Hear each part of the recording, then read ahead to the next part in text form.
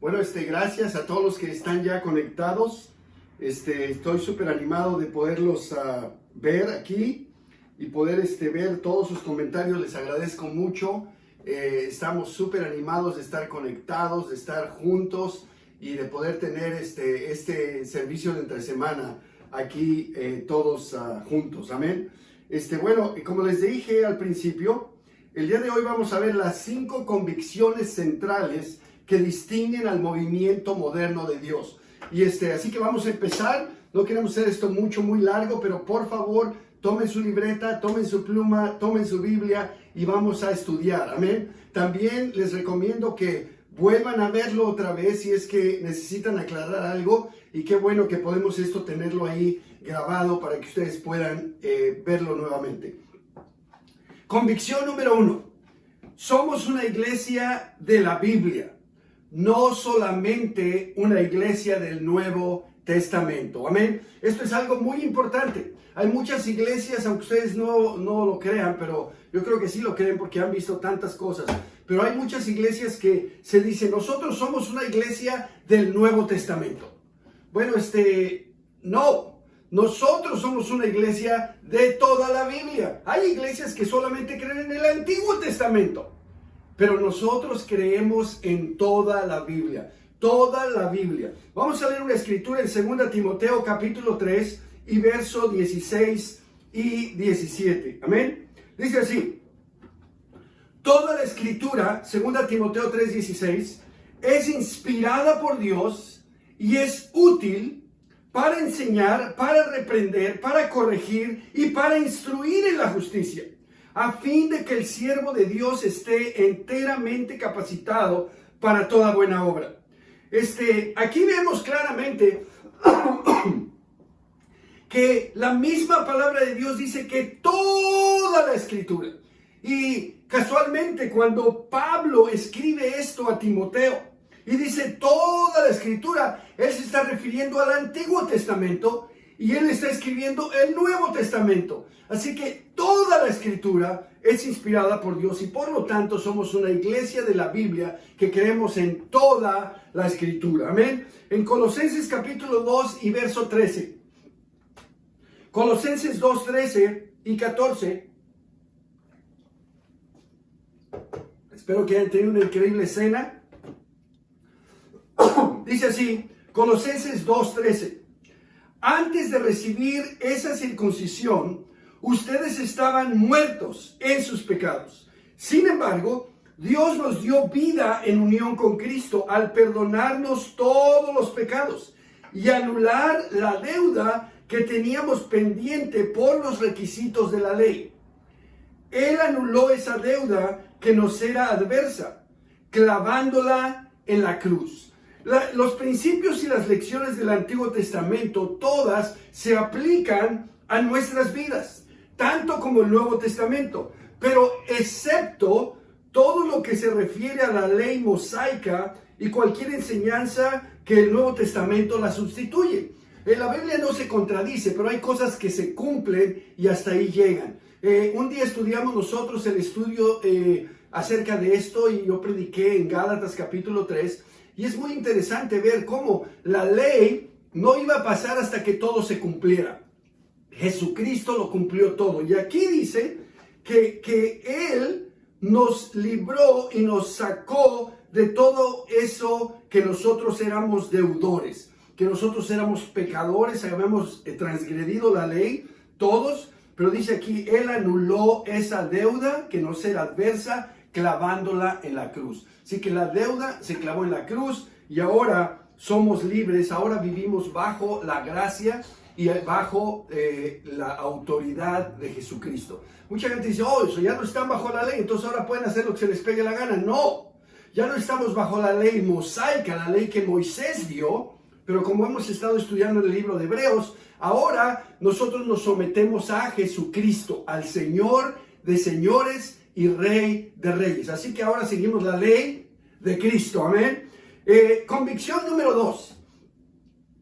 Guardamos silencio cuando la Biblia habla.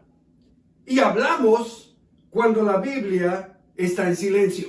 ¿Qué quiere decir esto? Bueno, muy sencillo.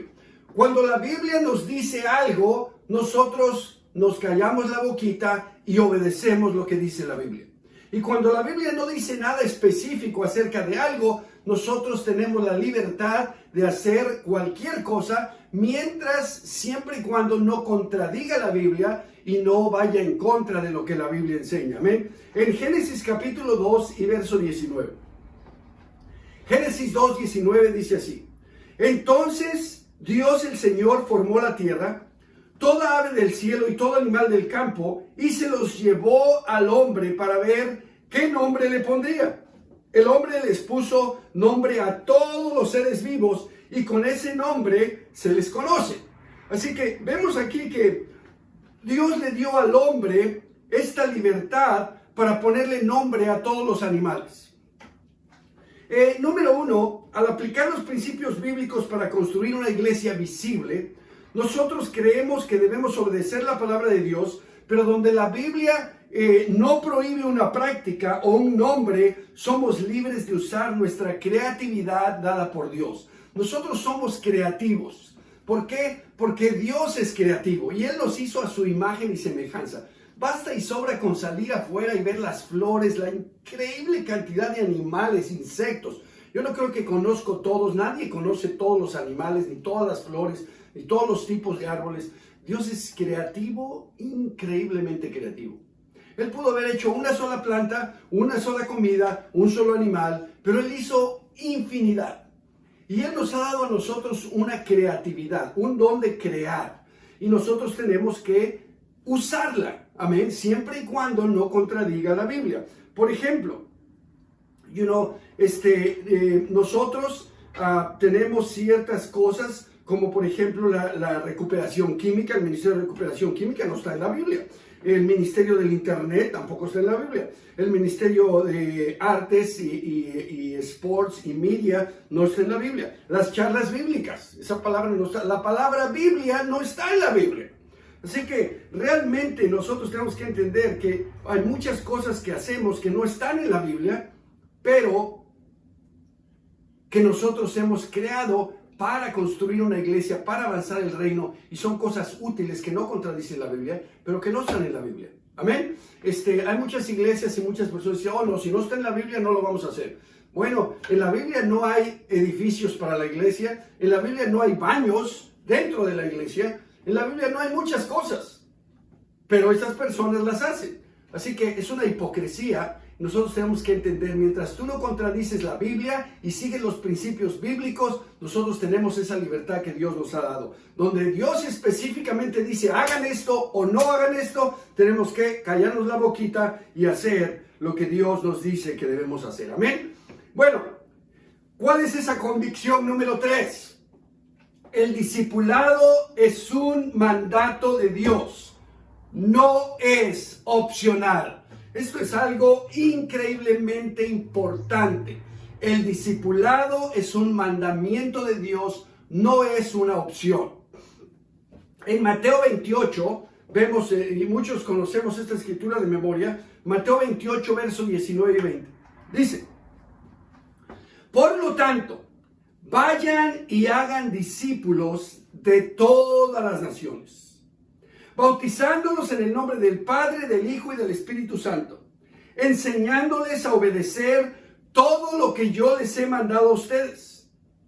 Y les aseguro que estaré con ustedes siempre hasta el fin del mundo. El discipulado es el plan de Dios para todos, no solo para los líderes. Jesús les dijo, ustedes vayan y hagan discípulos, pero luego les dijo, y enséñenles a obedecer todo lo que yo les he mandado a ustedes. ¿Y qué es lo último que les mandó? Que fueran y hicieran discípulos. Así que nosotros hacemos discípulos y les enseñamos a ser discípulos que hacen discípulos que hacen discípulos. Ese es el plan de Dios para salvar el mundo. Amén. El discipulado es enseñar obediencia a las Escrituras. Eso es el discipulado. Cuando nosotros tenemos discipulado, lo que queremos es que obedezcamos lo que dice la Biblia. Y esto se detalla en los más de 85 pasajes en la Biblia que hablan de unos a otros. Por ejemplo, Colosenses 1:28. Dice, a este Cristo proclamamos, aconsejando y enseñando con toda sabiduría a todos los seres humanos, para presentarlos a todos perfectos en Él. Con este fin trabajo y lucho, fortalecido por el poder de Cristo que obra en mí. Aquí no solamente dice que nos aconsejamos y enseñamos con toda sabiduría, pero dice que Dios nos da la fuerza para discipularnos unos a otros. En Colosenses 3:16 dice que habiten ustedes la palabra de Cristo con toda su riqueza. Instrúyanse y aconséjense unos a otros con toda sabiduría. Canten salmos, himnos, canciones espirituales con gratitud de corazón. Amén. Qué increíble poder entender que esta tercera convicción es la cual que nos hace crecer espiritualmente, es la cual que es un mandamiento de Dios para no solamente hacer a otros discípulos, pero para los que ya somos discípulos, aconsejarnos unos a otros y poder crecer espiritualmente.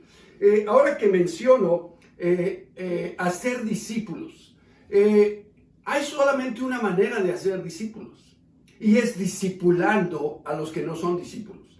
Muchas personas nada más tratan de transmitir conocimientos a través de la Biblia, y eso no es hacer un discípulo. Para ser un discípulo, tú necesitas que ver qué cosas no está obedeciendo de la palabra de Dios. Y tú necesitas discipular a esa persona para que esa persona cambie. Si no cambia, pues no se va a hacer un discípulo, y bueno, ni modo, pero tú tienes que hacerlo un discípulo. No solamente darle información, no solamente darle conocimiento bíblico, pero cambiar su corazón. Eso es lo que se trata de hacer un discípulo. Tú estudias la Biblia con alguien buscando a Dios, y luego al segundo día le dices, hey, ¿qué pasó? ¿Leíste tu Biblia? ¿Oraste? No tuve tiempo de orar. O te dice, no, mañana no tengo tiempo de estudiar la Biblia. ¿Qué tal pasado mañana? Tampoco. Dice, ok, te voy a discipular, ven. ¿Tú no entendiste el estudio o no quieres ser un discípulo? No. Si tú entiendes que tienes que buscar a Dios con todo el corazón, tienes que buscar a Dios con todo el corazón. Eso es lo que Dios quiere que tú hagas. Y si tú no lo haces, estás mal. Tienes que cambiar tu corazón. Tienes que buscar a Dios de todo corazón. Estudias el estudio de la palabra, y la persona, después de que le dices, tienes que leer tu Biblia todas las mañanas, y no lee tu Biblia. Y luego dices, ¿qué pasó? ¿Leíste ayer el libro de Juan? ¿Leíste el capítulo 1 de Marcos? ¿Leíste esto? ¿Leíste el otro que te dije? No, es que no. Ok, tú tienes que leer la Biblia. ¿Cómo que no tienes tiempo para leer la Biblia? Y tienes tiempo para tantas otras cosas que no son tan importantes. Y tienes que discipular a esa persona. Cuando tú tienes un tiempo discipulado con un discípulo, de igual manera, ¿cómo están tus tiempos con Dios? ¿Cómo está tu relación con tu esposa? ¿Cómo están tus finanzas? ¿Cómo está tu pureza? ¿Cómo está tu disciplina? ¿Cómo está todo? ¿Te pareces a Cristo? No, mira lo que dice aquí la Biblia. Y entonces tú le enseñas a obedecer las Escrituras. Amén. Bueno, dice aquí en 2 Timoteo 2, verso 1 y 2. Así que tú, hijo mío, fortalécete por la gracia que tenemos en Cristo Jesús. Lo que me has oído decir en presencia de muchos testigos, encomiéndalo a creyentes dignos de confianza, que a su vez estén capacitados para enseñar a otros. El discípulo tiene que ser discipulado. Un discípulo tiene que discipular a alguien. Si no tienes a nadie a quien discipular, bautiza a alguien para que puedas tener a alguien a quien discipular. Dice aquí que el discipulado multiplica el número de personas que podemos alcanzar con el Evangelio. Cuando Pablo habla aquí a Timoteo, le dice, mira Timoteo, todo lo que tú me has oído decir en presencia de tantos testigos, eso que tú has aprendido de mí, todo lo que yo te he discipulado y te he enseñado de obedecer la palabra de Dios, eso quiero que tú se lo enseñes a otras personas, a personas que sean dignos de confianza, para que a su vez ellos le enseñen a otros. Ahí está el discipulado. Ese es el discipulado. Pablo le enseñó a Timoteo. Timoteo le va a enseñar a otros, dignos de confianza, y esos otros le van a enseñar a otros, que a su vez le van a enseñar a otros y a otros y a otros. Eso es el discipulado. Convicción número 4. ¿Cuál es la convicción número 4?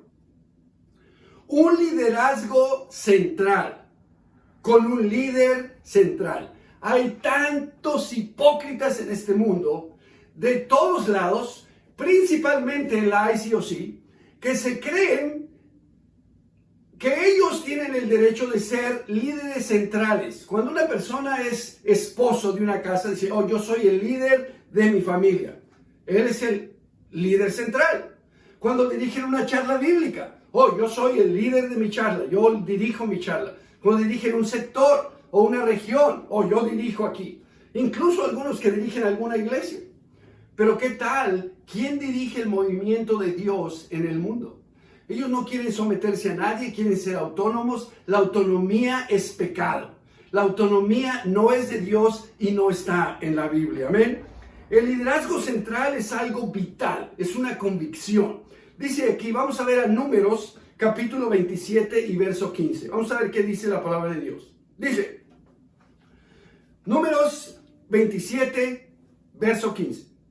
Moisés le respondió al Señor, dígnate, Señor, Dios de toda la humanidad, nombrar un jefe sobre esta comunidad, uno que los dirija en sus campañas, que los lleve a la guerra y los traiga de vuelta a casa. Así el pueblo del Señor no se quedará como rebaño sin pastor. El Señor dijo a Moisés, toma a Josué, hijo de Nun, que es un hombre de gran espíritu. Pon tus manos sobre él y haz que se presente ante el sacerdote Eleazar y ante toda la comunidad. En presencia de ellos le entregarás el mando. Lo investirás con algunas de tus atribuciones para que toda la comunidad israelita le obedezca. Se presentará ante el sacerdote Eleazar, quien mediante el Urim consultará al Señor. Cuando Josué ordene ir a la guerra, la comunidad entera saldrá con él, y cuando le ordene volver, volverá. Moisés hizo lo que el Señor le ordenó.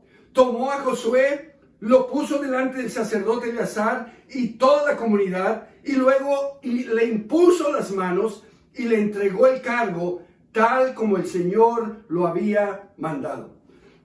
A lo largo de la palabra de Dios, cuando su pueblo está unificado, había un liderazgo central fuerte y un líder central piadoso. Lee tu Biblia. Ve todas las increíbles aventuras, tiempos buenos y tiempos malos que el pueblo de Israel pasó, el pueblo de Dios, que representa la iglesia el día de hoy. Ese Israel físico, que hoy representa el Israel espiritual que es la iglesia. Léelo. Y te vas a dar cuenta de que cuando el pueblo de Dios tenía un líder central, era victorioso, tenía victorias, salía adelante, honraba a Dios. Y cuando no había un líder, era fracasado, dividido, en pecado. Aquí vamos a ver una escritura en donde está Moisés. Dice aquí que Moisés... Éxodo 18 y verso 24. Moisés atendió a la voz de su suegro y siguió sus sugerencias. Escogió entre todos los israelitas hombres capaces y los puso al frente de los israelitas como jefes de 1,000, 100, 50 y 10 personas.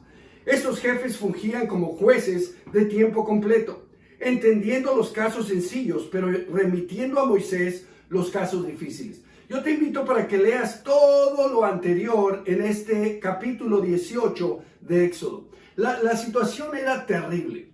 Había más de 2 millones de personas en el desierto y Moisés era el líder, el único líder. Así que todos venían a él y todos querían consultar con Moisés para que Moisés les diera consejo, para que Moisés los discipulara, para que Moisés los instruyera. Y era algo extenuante, tú te puedes imaginar. Eran las filas más largas que las filas que hay en Costco hoy. Las filas más largas que las que hay en Ralph's o en Food for Less. Una fila para ver a Moisés. Y su suegro le dice, mira, eso que estás haciendo no está bien. Lo que tienes que hacer es que tienes que determinar líderes de grupos más pequeños. Y ese modelo es el que nosotros seguimos. Unos líderes que dirijan un sector mundial. Otros líderes que dirijan un sector geográfico. Otros líderes que dirigen una iglesia. Y esa iglesia crece y necesitan líderes que dirijan un grupo, ¿verdad? Una house church. Y después de eso necesitan charlas bíblicas. Y cada líder de charla bíblica. Como aquí exactamente lo mismo que Dios inspira aquí para que Moisés haga. Dice, hombres capaces que sean jefes de 1000, de 100, 50 y 10 personas. Estos jefes fungirán como jueces de tiempo completo, atendiendo los casos sencillos, pero remitiendo a Moisés los casos difíciles. Moisés seguía estando en cargo. Moisés era el líder central del movimiento de Dios de ese tiempo. Y así que hoy nosotros tenemos un líder central del movimiento moderno de Dios, que es nuestro hermano Kip McKean, porque Dios lo puso ahí. Él no se puso solo, Dios lo escogió y Dios lo ha levantado y Dios lo ha bendecido y Dios lo va a seguir bendiciendo. Tú me dirás, bueno, Kip se va a morir. Sí, todos nos vamos a morir.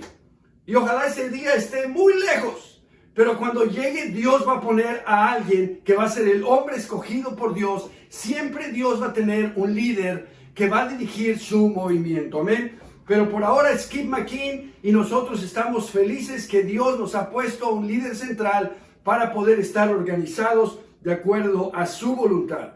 Ahora, nosotros sabemos que desde los primeros tiempos la gente necesitaba un líder central. ¿Para qué? Para proporcionar dirección, para tener unidad, para asegurar que cada oveja tiene un pastor. En 1 Corintios 4, vamos a ver en el versículo 15. Aquí vemos ahora a Pablo. Estamos en el Nuevo Testamento. Jesucristo ya murió en la cruz, ya subió al cielo. Y miren lo que pasa aquí. En 1 Corintios 4 dice Pablo, en verso 15.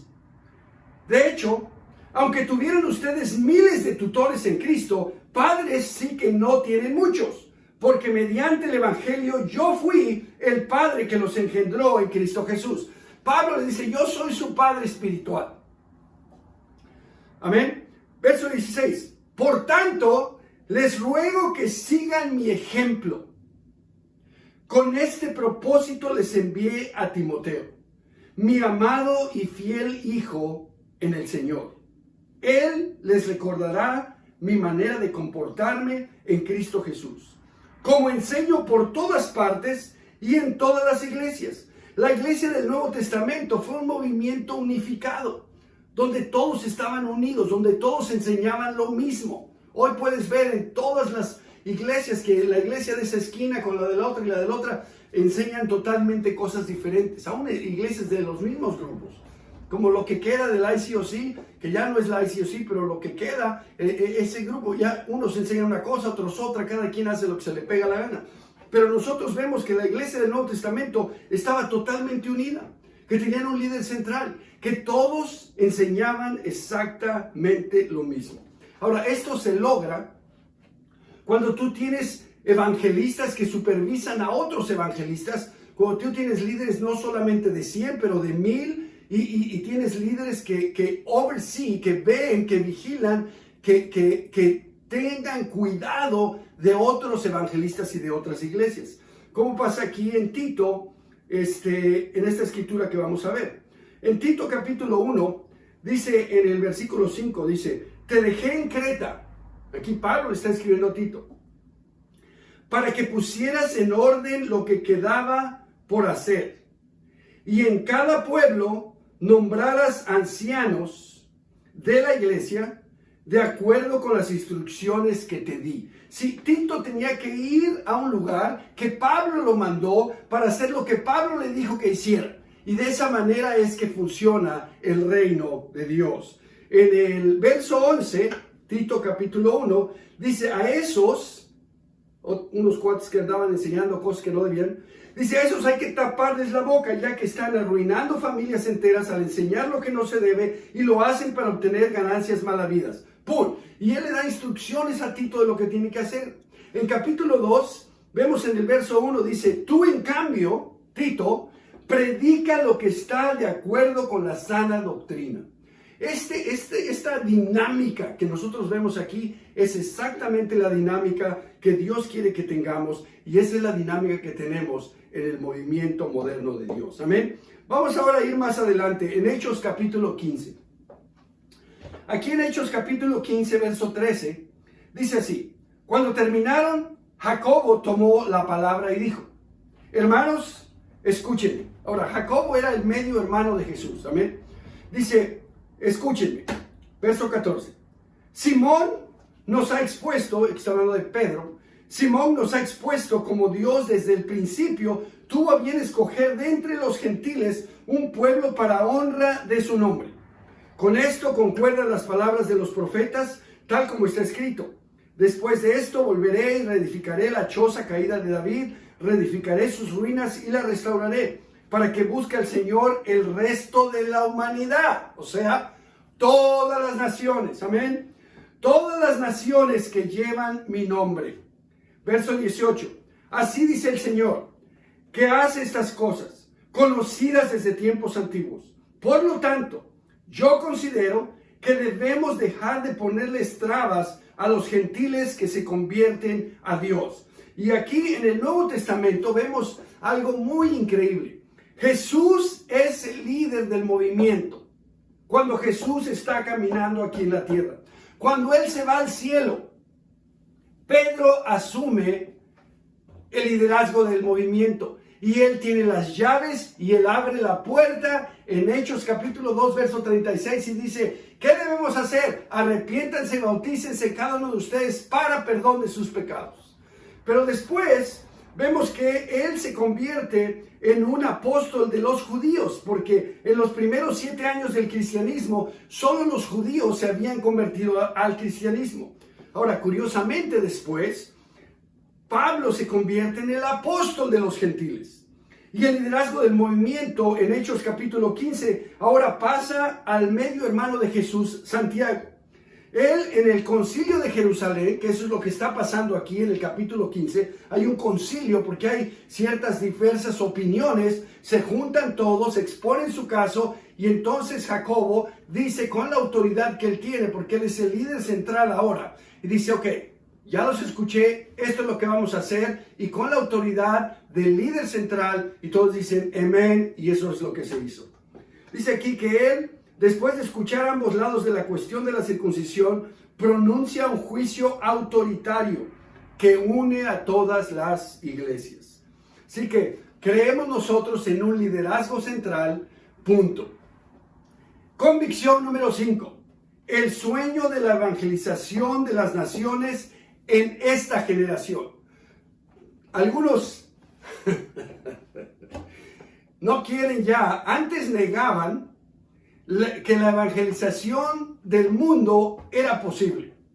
Estoy hablando de lo que quedó de la ICOC. Dicen, bueno, la evangelización del mundo no es posible en nuestra generación. No. Ahora, como ya no quieren decir que no es posible, ahora dicen que sí es posible, pero en la siguiente generación.